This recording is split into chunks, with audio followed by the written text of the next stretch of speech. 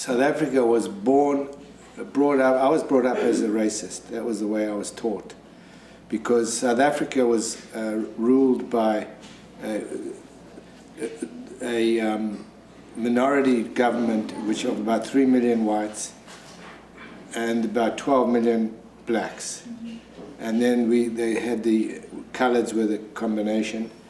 And it was a racist government, and it was brought up on the premise that blacks were inferior. And they had the thing, what was called separate but equal. So the whites were going to keep the blacks separate but quotes equal, which of course it never was. And the plan was that the blacks would live in their own areas, and that they would just come into the cities, do the work, and then go back home, which of course is a complete disaster. So that is one of the reasons why we immigrated, because we didn't want to be in that situation. And we certainly didn't want to bring up a family in that situation. What I did realize, and what is really an important concept, it's very hard for kids to know what's wrong with society. Because you're brought up in a way that you don't know any different. And then it takes a maturation and hearing other things, or travel, or hearing something or reading, that you suddenly see it can be different. But when the South Africa was so far away, we had no TV. That's very important. There was no TV, so we didn't know any different. So I'm running around, and I'm taught that we were taught that blacks could not do mathematics, that they didn't want to wear nice clothes, they didn't want to eat the same food. That's the way I was taught. And it took a while for me to realize there's something wrong with this. And so, and you weren't allowed to have black friends, and you couldn't have relationships with blacks. It was a criminal offense to have sexual relationship across the color line. And so we didn't like that at all, and we decided to go. And but obviously we had family there, and we kept contact. And one of the great things about South Africa was a man by the name of Nelson Mandela.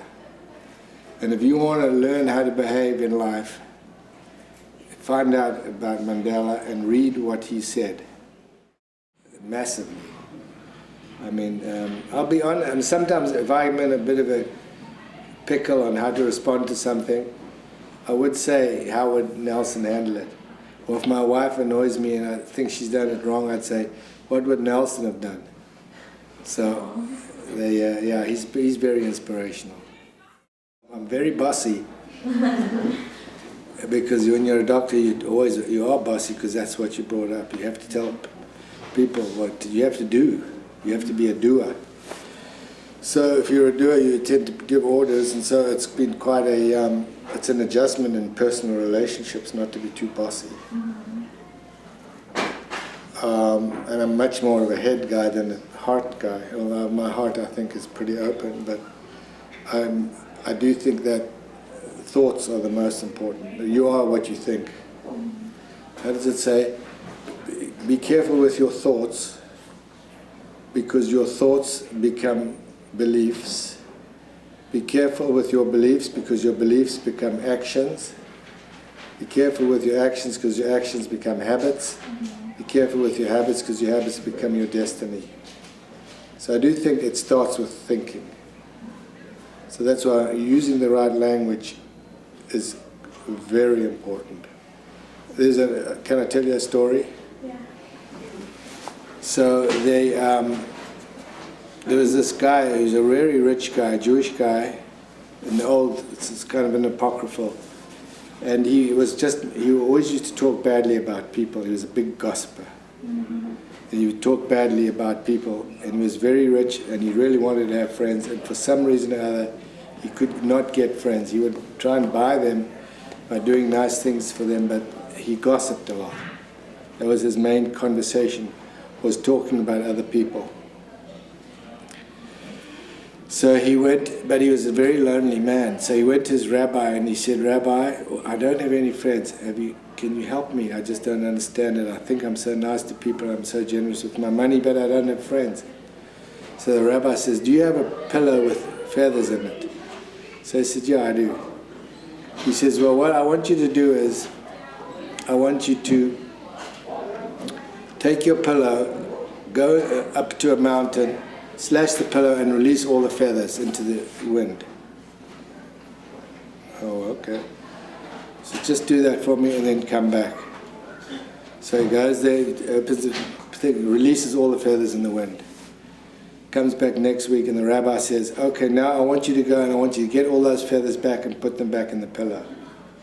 The guy goes, there's no way I can do that, they've all blown away. So the rabbi says, that's what happens to your words.